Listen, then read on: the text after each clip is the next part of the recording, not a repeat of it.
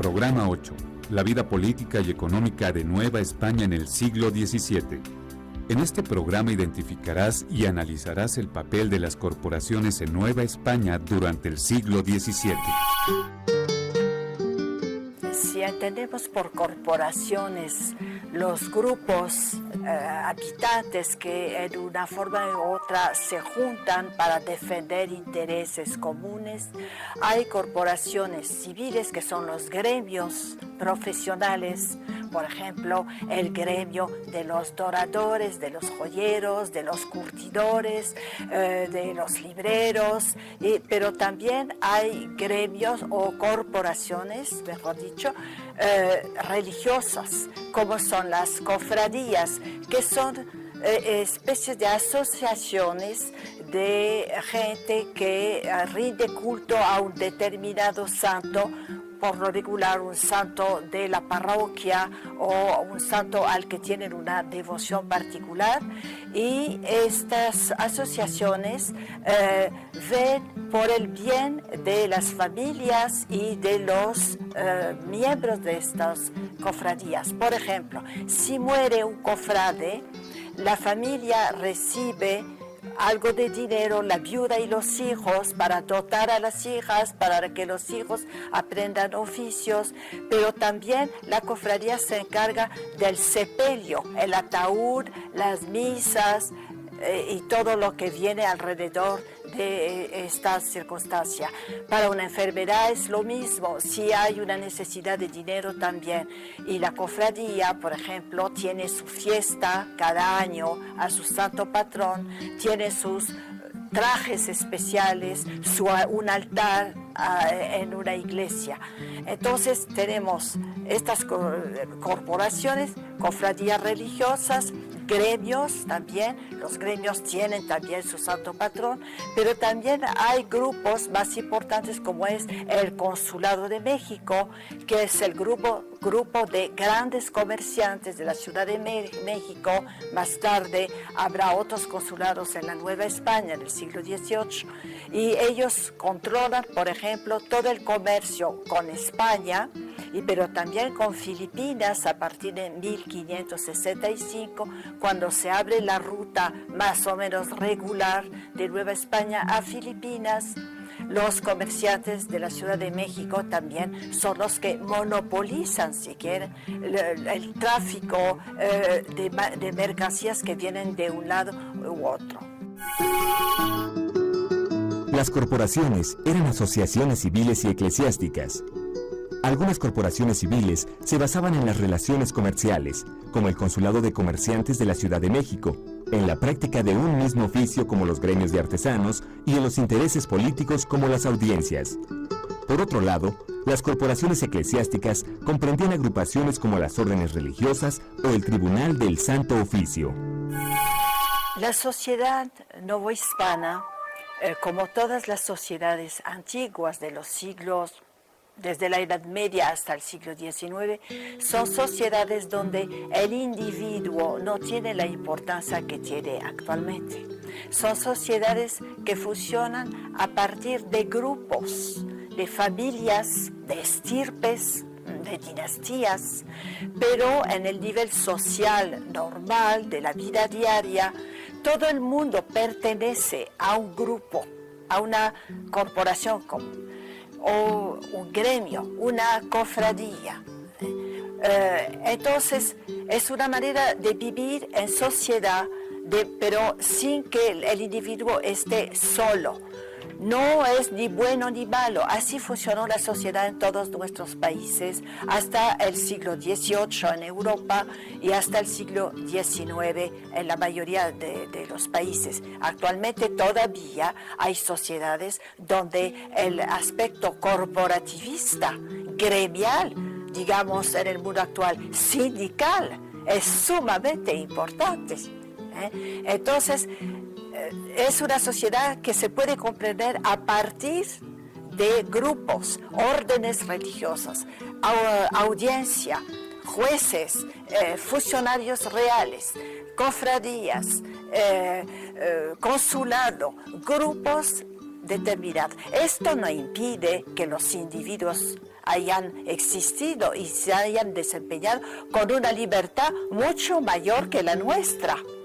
Porque no había pasaporte, no había credencial de elector, el registro civil no existía, cada quien se cambiaba la identidad como y cuando quería, podían casarse varias veces sin que se encontrara su rastro, pero cuando se asentaban en una ciudad, por ejemplo, seguramente entraban en una forma u otra, en un grupo, un gremio, una cofradía, una asociación religiosa que tenía un culto especial a determinado santo.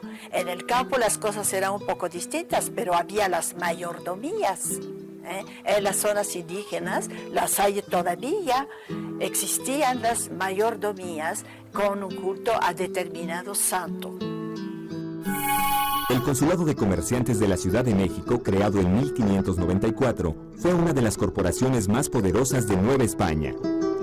Debido al dominio que sus agremiados ejercieron sobre la distribución de las mercancías procedentes de Europa y Asia, así como del financiamiento para la producción y comercialización de la plata y de otros bienes de gran demanda, este consulado controló la vida económica virreinal. Los individuos que pertenecían a una corporación, sea la que fuera, tenían obligaciones de pagar cuotas, obviamente, cuotas que servían para obras de la corporación, como si era una cofradía, levantar un altar a determinado santo, organizar su fiesta, por ejemplo, o colaborar en una especie de caja común para efectivamente ayudar a una familia que tuviera necesidades, un entierro, una enfermedad, dotar una hija. Entonces es finalmente el antecedente de un sindicato, es el espíritu de estas corporaciones. Ahora, en el consulado era lo mismo, se prestaban dinero, tenían intereses comunes que podían defender frente a otras instancias oficiales como la audiencia, un cabildo, que era el cabildo como tenemos actualmente en los pueblos, ¿no? En cualquier municipio. Entonces, tenían intereses comunes y se defendían, se protegían. Eso obviamente originaba peleas porque había rivalidades, desde luego. Pero el individuo no estaba solo, pertenecía a estos grupos. Tenía obligaciones de pagar de su persona. En las mayordomías indígenas, por ejemplo, el mayordomo tenía que pagar la fiesta del patrono hasta la fecha, lo cual representa gastos muy cuantiosos. Y en las demás corporaciones también había obligación. El caso de las órdenes religiosas, pues los religiosos como obligación tenían que cumplir con sus votos. Obediencia, pobreza, castidad y en el caso de las mujeres, clausura. Bueno, pero también estaban asegurando su vida. Sabían que comerían hasta su muerte, que tendrían donde alojarse, cobijarse, si enfermaban estaba la enfermería del convento. Entonces era una especie de asociaciones de protección de los individuos que pertenecieran o a una misma profesión o a una misma confesión religiosa o culto religioso a un santo determinado. Durante la colonia, las autoridades políticas y religiosas llegaron a tener confrontaciones. Los conflictos se arreglaban usualmente por medio de negociaciones entre las corporaciones, pero no siempre fue así. Por ejemplo, en 1624, el arzobispo de la Ciudad de México dio asilo en un monasterio a un alcalde acusado de alterar los precios de la carne en su beneficio e imponer contribuciones a su antojo. El arzobispo, quien practicaba acciones similares en su propia carnicería, además de anular casamientos si los regalos de los solicitantes le complacían, se negó a entregar al alcalde. Ante esto, el virrey mandó custodiar el monasterio para impedir que el acusado escapara rumbo a Veracruz como planeaba. En respuesta, el arzobispo, utilizando la inmunidad eclesiástica a la que tenía derecho, excomulgó a los guardias y después cerró los templos de la ciudad por varios días. El virrey decidió arrestar al eclesiástico, pero lo único que consiguió fue ser excomulgado y enfrentar una rebelión incitada por el arzobispo con el lema de "Muera el mal gobierno del hereje". Esta acción derivó en un tumulto, del cual el virrey apenas pudo escapar con vida, huyendo hacia España. Interactuaban de dos maneras, rivalidades una relativa convivencia. Por ejemplo, los gremios profesionales, pues todo estaba muy codificado, muy regulado. Entonces cada gremio tenía su fiesta, invitaba a personas de otros gremios que venían además como espectadores, pero había a veces conflictos. He señalado, por ejemplo, el del consulado con la audiencia o con el virrey en turno, obviamente. Cada corporación veía por sus intereses, y como en todas las sociedades donde hay intereses diversos que no forzosamente coinciden, había rivalidades. Pero en la mayoría de los casos, cada quien tenía su espacio, su terreno, y se desenvolvía en lo suyo.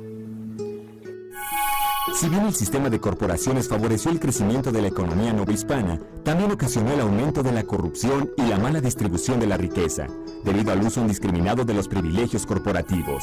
Me han dicho y he leído, no sé si sea cierto, que algunos sindicatos la afiliación es prácticamente obligatoria. En este sentido, era difícil efectivamente en las corporaciones virreinales ejercer un oficio sin estar en el gremio. Pero eran gremios que tenían, para ser oficial, para tener derecho a tener un taller, por ejemplo, tenía que pasar por toda una serie de etapas, de exámenes, de pruebas profesionales. Yo no sé si esto funciona actualmente o si la afiliación se limita a una cuota. No había esta noción de que pagas y entras, no. Para ser oficial del gremio, por ejemplo, de batiojas, que eran orfebres que batían la hoja de oro para hacer joyas, para los cederos, fabricantes de seda, reservados a los españoles, había que pasar por toda una serie de pruebas. Luego había una especie de monopolio. Ahí sí, no iban a tolerar a un artesano que abriera su tienda y pretendiera trabajar sin ser del gremio. Había reglamentos muy estrictos. Entonces, esta diferencia tal vez no sea evidente entre el sistema virreinal y la actualidad. Lo que le puedo decir es que no había líderes.